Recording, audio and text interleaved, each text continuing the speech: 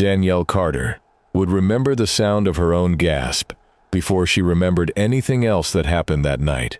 Not the commentary drifting from the television, not the 4 unanswered calls that followed, not even the specific words Malik would eventually choose when he tried to explain himself.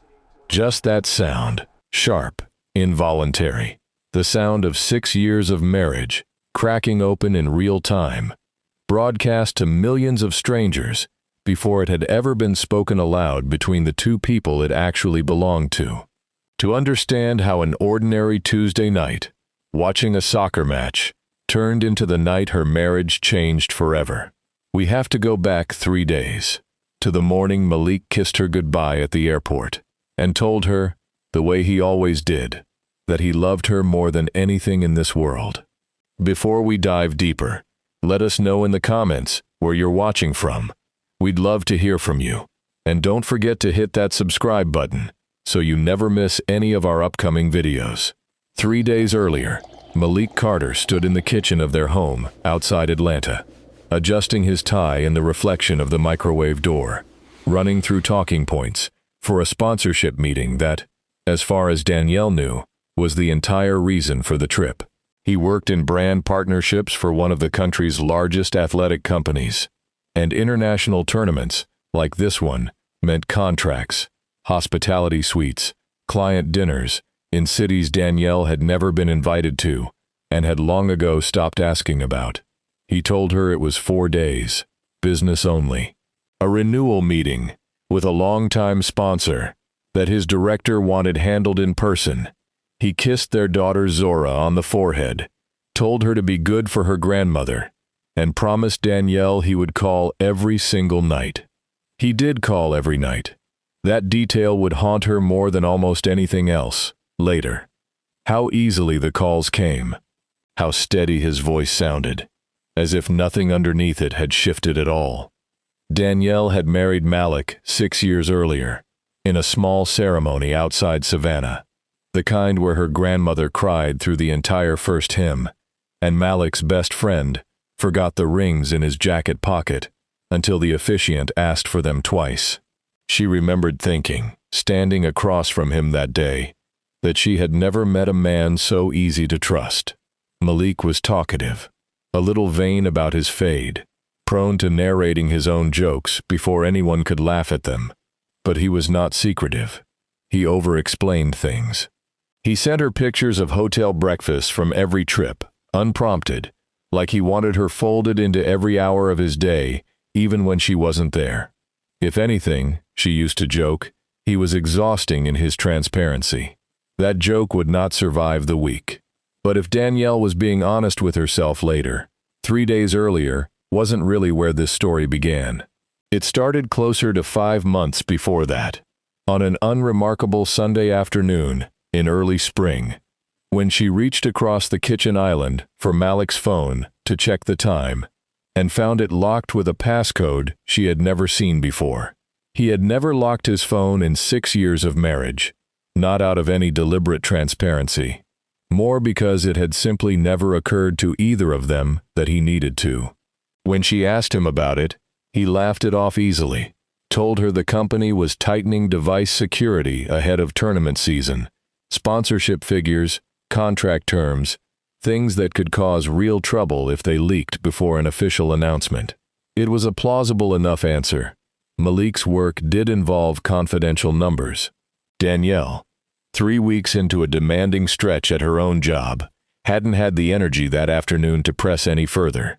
She remembered thinking, briefly, that his explanation had come a beat too smoothly, like a line rehearsed somewhere private, rather than one invented on the spot in front of her. Then Zora wandered into the kitchen asking about breakfast, and the moment dissolved into the ordinary noise of a Sunday morning, filed away in the part of Danielle's mind reserved for things not worth a fight. There were other small things, too, in hindsight, though none of them had seemed significant enough on their own to earn real suspicion. A trip extended by a single day, for reasons Malik described as scheduling conflicts on the client's end.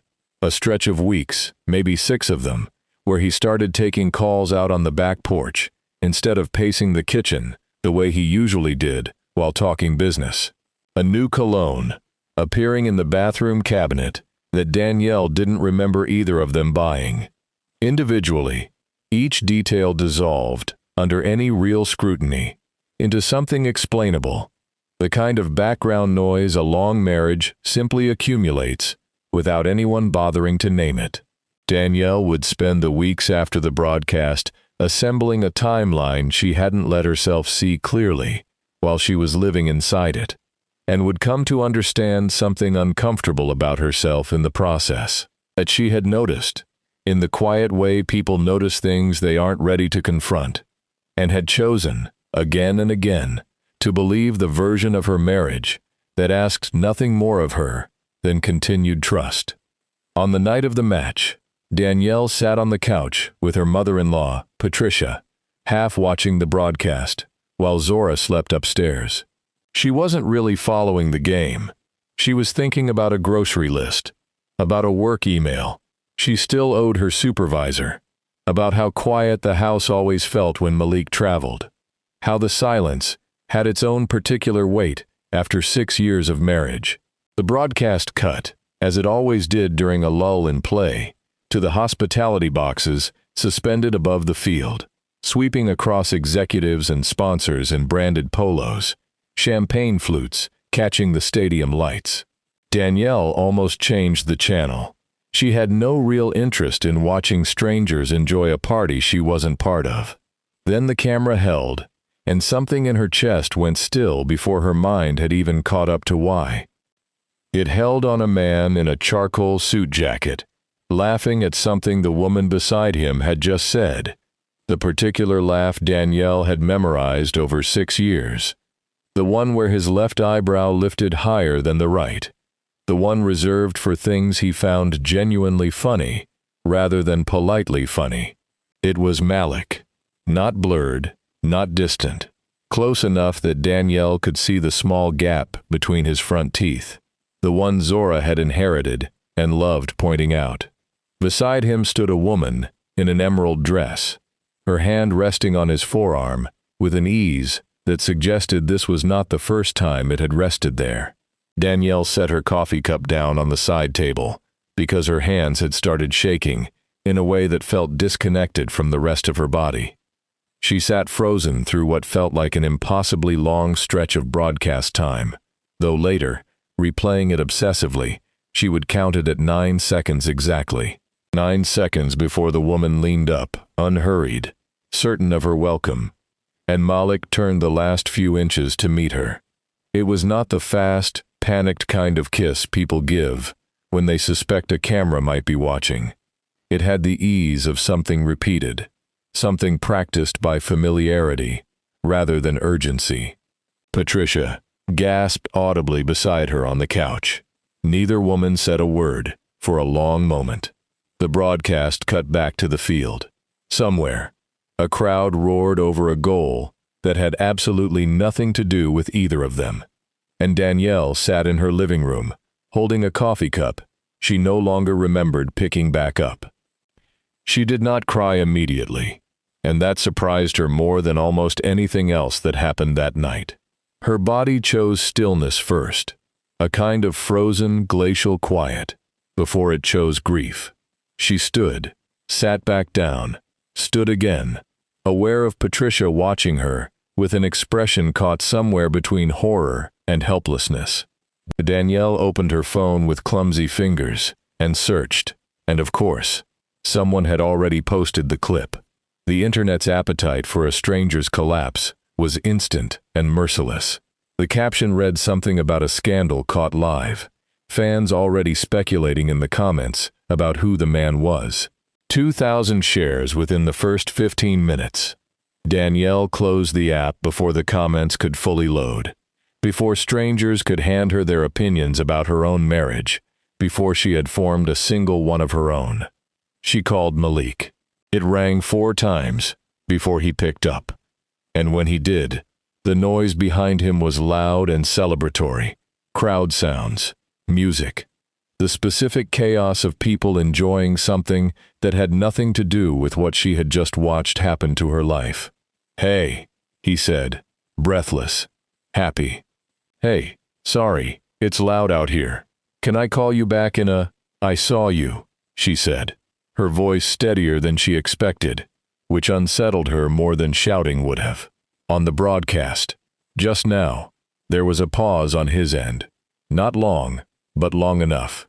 In 6 years of marriage, Danielle had learned the difference between Malik's confused pauses and his caught ones. This was caught, and both of them knew it. "Saw me what?"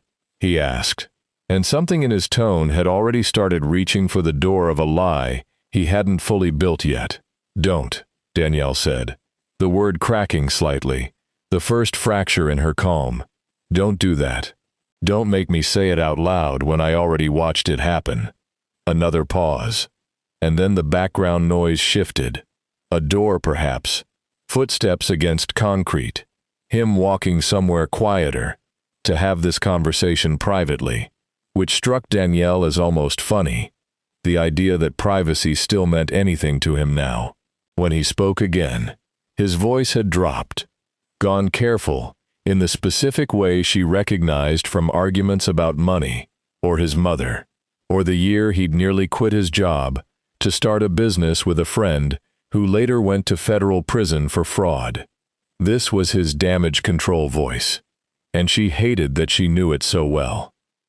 "It's not what you think," he said. "It's exactly what I think, Malik," she said. "I watched it happen on television, with your mother sitting 3 feet away from me, and apparently half the country was watching the same feed. Who is she?" Silence. Real silence this time. The kind that told her more than any answer could have. "I'll explain everything when I'm home," he said finally. "I fly back Thursday." "You're not flying back Thursday," Danielle said, though she didn't remember standing up. "You're going to explain it right now, on this call, or I swear to God, Malik, I will have the locks changed by the time your plane lands. You can't just watch me," she said, and hung up before he could finish the sentence. Patricia had gone quiet on the couch, hands pressed to her mouth, and when Danielle finally looked at her, her mother-in-law said only, "I'm so sorry, baby. I don't know what to say." Danielle didn't either. She sat back down and pulled up the clip again, pausing it on the frame just before the kiss. The woman's face turned upward, expectant, sure of her welcome. Danielle had never seen this woman before in her life, and that, somehow, was its own small violence. The fact that a total stranger had access to something so intimate about her husband's face that Danielle herself had never fully mapped. She thought of Zora, asleep upstairs.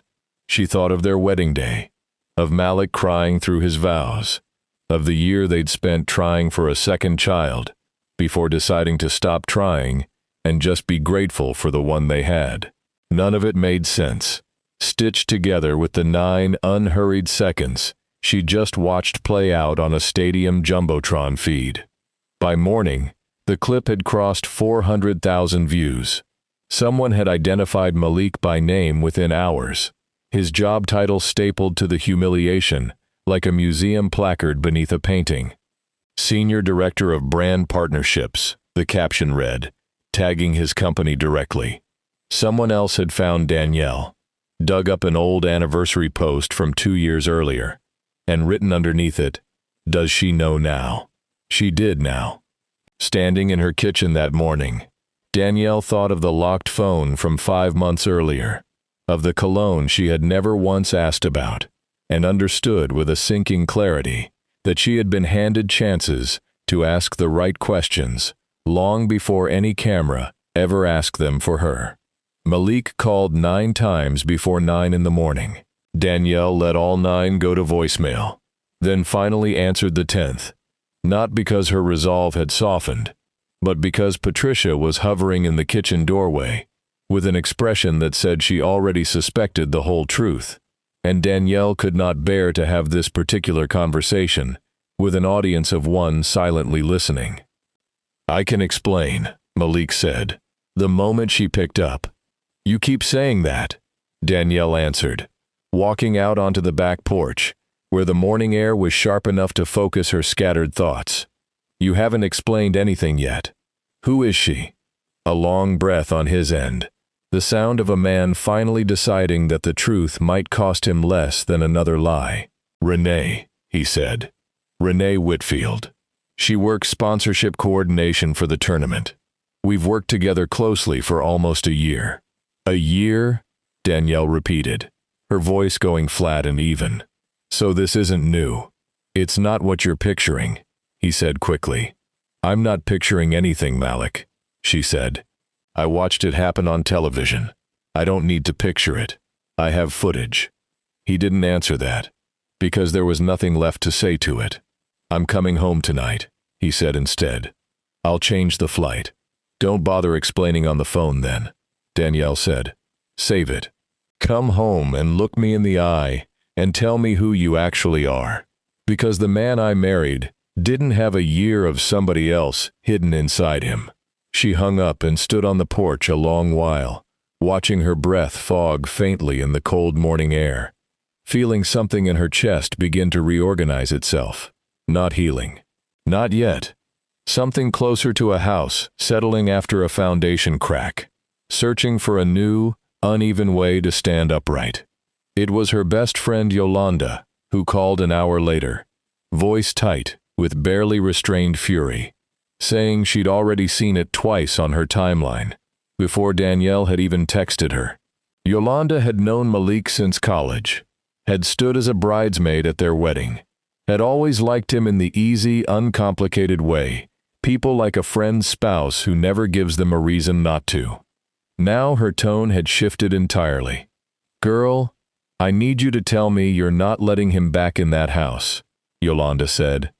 Danielle told her honestly that she didn't know what she was doing yet, that she was still standing in the wreckage, trying to figure out which parts of it were even salvageable.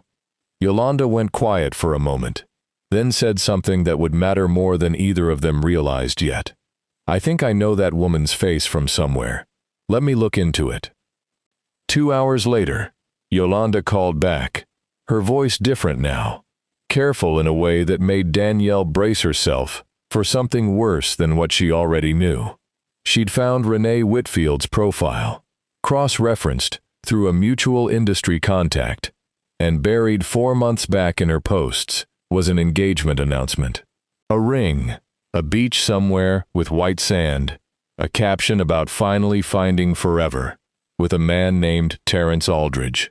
Danielle sat with the photo a long moment, staring at a version of Renee smiling in the sunlight, a version that had apparently been carrying a secret twice the size of the one Danielle herself was drowning in. Renee wasn't only involved with Danielle's husband, she was engaged to someone else entirely, a man who, as far as anyone could tell, had no idea his fiancée had spent the better part of a year building an entire second life on the other side of an ocean. Danielle sat with that information a long time before she felt anything at all resembling satisfaction. And when the feeling finally came, it surprised her by tasting less like victory and more like grief for a stranger she'd never met. Malik arrived home that evening, a full day earlier than the Thursday he'd originally promised, as though the shame had compressed his own schedule without his permission. He stood on the porch in the same charcoal blazer from the broadcast, a detail Danielle noticed immediately and could not unsee, rain starting to needle down around him while his key hung uselessly in his hand, because she had, in fact, already changed the locks.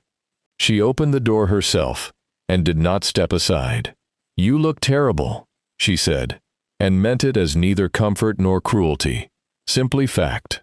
"I feel terrible," he answered, and for the first time in years, his voice had lost every trace of its usual smooth confidence. "Can I come in?" he asked. "Please. Zora's at your sister's for the night," Danielle said, arms folded, the porch light cutting her face half into shadow. "So, it's just us. Which is what you wanted, right? To explain man to woman. No audience." He flinched visibly at the phrase, as though it had landed exactly where she intended it to. She let him stand in the rain another 5 full seconds before stepping back and allowing him inside, not out of mercy, but because the neighbors across the street had curtains that had been twitching for the better part of an hour, and she refused to give the block a second free show on top of the one the entire internet had already gotten. Inside, he stood dripping onto the hallway tile, and for a moment, neither of them spoke. The house held its breath around them, the refrigerator humming, a clock somewhere ticking with theatrical patience. "Start with her name again," Danielle said finally. "I want to hear you say the whole thing, not fragments this time." He sat down heavily on the arm of the couch, the exact spot Danielle had frozen in 3 nights earlier, coffee cup still in hand, watching her marriage fold in on itself on live television. The symmetry wasn't lost on either of them. "Renee Whitfield," he said. "Sponsorship director. We started working together closely about a year ago on the apparel renewal." He rubbed his face slowly. "It didn't start as anything. I promise you that much is true." "Nothing ever starts as anything, Malik," Danielle said. "That's not a defense. That's just how affairs begin." "I know how it sounds," he said. "Do you?" she answered. "Because from where I'm standing, it sounds like you built an entire second life on business trips I helped you pack for." He didn't argue that point, and his silence told her more than any denial could have. "There were 3 trips," he admitted finally. "Not every trip, I want you to know that, even if it doesn't matter to you right now. But 3 times over the past year, and each time I told myself it would be the last one, and each time it wasn't." "No," Danielle said quietly, and the rain against the window filled the silence that followed. "Do you love her?" Danielle asked eventually. Malik looked up, and for the first time since walking through the door, something like genuine fear crossed his face. Not fear of losing her, she understood, but fear of his own honest answer. "I don't know," he admitted. "I think I love the version of myself I get to be around her. Someone without a mortgage, without—" He stopped himself before finishing. "Without us." Danielle finished for him. "Without Zora waking you up at 6 in the morning. Without me asking you to take the trash out for the 3rd time in 1 week." "That's not fair," he said. "No," she agreed. "It's not. None of this is fair. But you don't get to complain about fairness tonight, Malik. Not tonight of all nights." "I don't know how to fix this," he admitted, his voice smaller now, closer to the man she'd married than the one from the broadcast. "I'm not sure you can," Danielle said. "And honestly, I'm not sure I want you to. Not tonight, and maybe not ever. But I know I'm not deciding anything while I'm still this angry. Because angry decisions are the ones people spend years regretting." She walked to the window, watched the rain slant sideways beneath the streetlight, and finally let herself say the thing she'd been circling for 3 days straight. "You didn't just embarrass me privately, Malik. You did it in front of the whole world, on a broadcast half our friends probably had playing in the background of their own living rooms. Zora's teacher watches that league. My own mother called from 3 states away to ask if that was really you. I've spent 3 days being asked by strangers whether I knew," she continued, turning back to face him, "and I didn't. That's the part I can't get past yet. More than the affair itself, as much as it guts me. I found out the same way 400,000 strangers did, in real time, with absolutely no warning, no chance to brace myself for it. I didn't think the camera would show that close," he said weakly. "That's not an apology," Danielle said, her voice sharpening finally, the fire in it flaring after 3 days of banked control. "That's a logistics complaint. You're upset you got caught. There's a difference between that and actually being sorry, and I need you to understand which one you're offering me right now." He didn't answer immediately, and in the quiet that stretched between them, Danielle understood. This was the question that would decide everything that came after. Not whether she could eventually forgive him, but whether he even understood what forgiveness would require of him. "I am sorry," he said eventually, quietly. "Genuinely. Not because of the cameras. because I looked at our life, and somewhere along the way, decided that boredom was worse than betrayal. And it isn't. I know that now. I think I always knew it, and did it anyway. It wasn't a defense, and it wasn't really an excuse either. It was the first fully honest sentence he'd spoken since walking through the door, and Danielle found that honesty, however late and however small, was the only thing she could stand to hear from him that night. "I'm not asking you to fix this tonight," she said. "I'm asking you to leave. Go to your brothers. Give me room to figure out what I actually want. Not what you think you owe me. Not what looks right to Zora, or to anyone watching from the outside. Just go, Malik." He nodded, stood slowly, and gathered the small overnight bag he'd brought with him, as though some part of him had already known this would be the likely outcome before he'd even boarded the flight home. At the door, he paused. "For what it's worth," he said, "I never stopped loving you. I just stopped remembering it in the moments that actually mattered." Danielle held the door open, rain misting faintly around them both. "That's the saddest sentence I've ever heard you say, and I believe every word of it. That's honestly the worst part of tonight." He left, and Danielle stood in the doorway long after his taillights disappeared down the wet street, feeling the cold settle into her arms, into her chest, into the marrow of a decision she hadn't fully made yet, but could feel taking shape somewhere beneath the anger. What she didn't know yet, and wouldn't learn for another full week, was that the broadcast hadn't only reached her living room, it had reached his company's largest sponsor directly, a partner with a strict public conduct clause written into every contract at Malik's level of seniority. The video had circulated internally, within his own company, before he'd even landed back in Atlanta, forwarded from one department head to another, until it reached someone whose job it was to protect the brand's public image at any cost. 2 weeks after the broadcast, Malik was quietly let go. The official internal statement, citing conduct that failed to align with company values, language so sanitized it could have described almost anything. Danielle heard about it from a mutual former colleague, before Malik worked up the courage to tell her himself. And when she finally sat with the news, she found, to her own genuine surprise, that she felt no real satisfaction in it. Only a tired, hollow kind of confirmation. The sense that consequences had simply caught up to a life that had been quietly unraveling, long before any camera had ever caught it on tape. The man who had built an entire second life, on business trips, had just lost the very career that funded every single one of them. Meanwhile, on the other side of the story, neither Danielle nor Malik had any real stake in. Terrence Aldridge learned about his fiancée's year-long entanglement the same way most of the internet had, through a video passed along by someone who thought he deserved to know, before he said his vows to a woman who'd spent the last year building a second life overseas.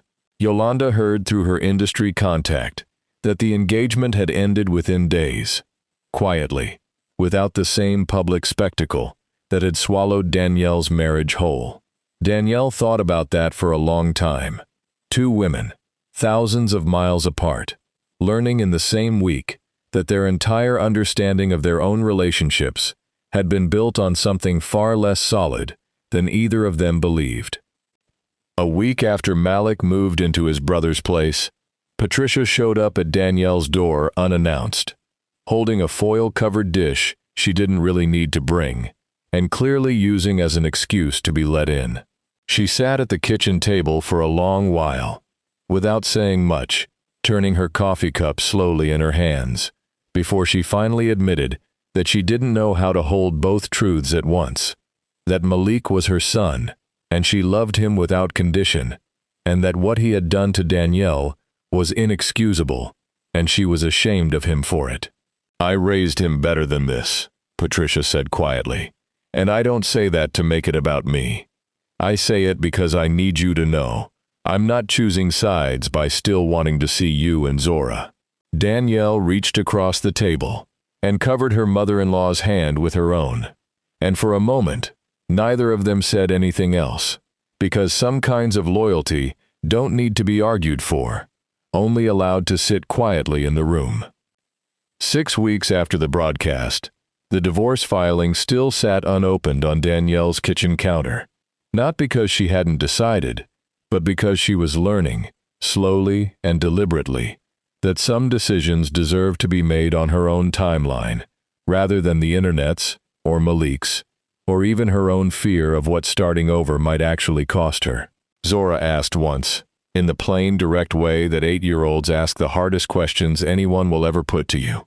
"Is Daddy coming back?" "I don't know yet, baby," Danielle said, and felt a small, aching pride in the fact that it was the complete truth, not a comforting lie dressed up to protect a child from uncertainty she would eventually have to face regardless. She thought often of those 9 seconds on the screen, the kiss, unhurried, certain of its own welcome, and understood now that the broadcast hadn't actually broken anything that wasn't already quietly breaking for the better part of a year. It had simply shown her, with brutal and very public clarity, a truth that had been building in smaller, private rooms all along, waiting for a camera wide enough to finally force her to see it clearly. She hadn't forgiven him. She wasn't certain she ever would, but she had stopped waiting for someone else's broadcast to tell her who she was, and had started instead, quietly, entirely on her own terms, the slow work of finding out for herself.